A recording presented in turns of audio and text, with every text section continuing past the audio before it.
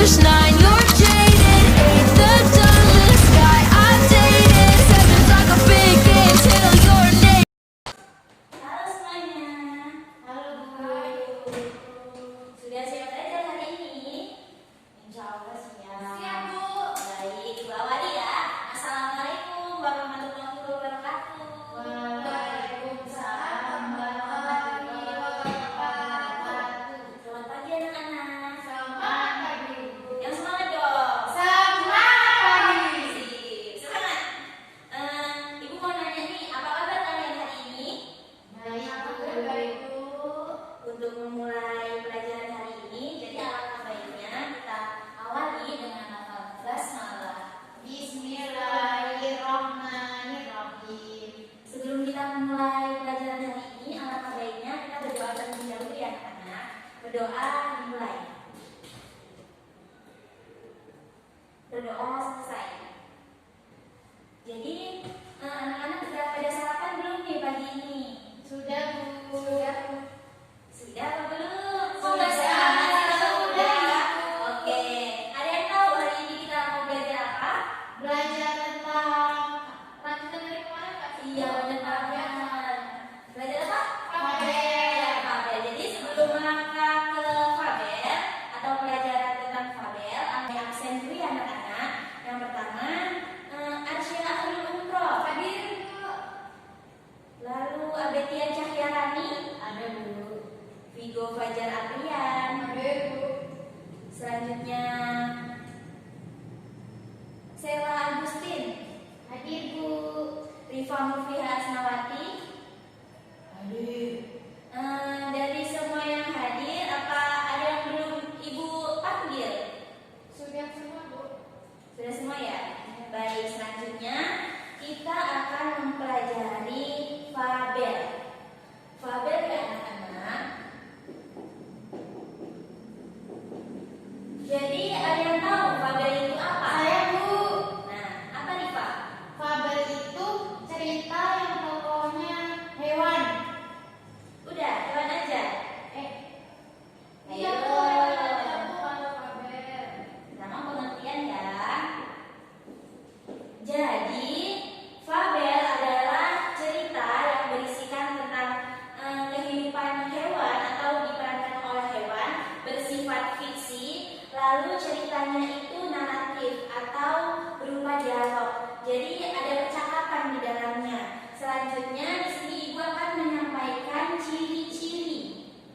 Ada yang tahu ciri-ciri fabel itu ada apa saja anak-anak? Bu, ciri fabel yang pertama tokohnya hewan. Ya benar, tokohnya hewan. Jadi ada yang bisa menceritakan bagaimana si tokohnya hewan itu? Misalnya dalam kartun yang pernah dilihat, atau pernah membaca buku, membaca dongeng untuk adiknya. Ada yang bisa menceritakan? Rifa Bu. Ayo Rifa.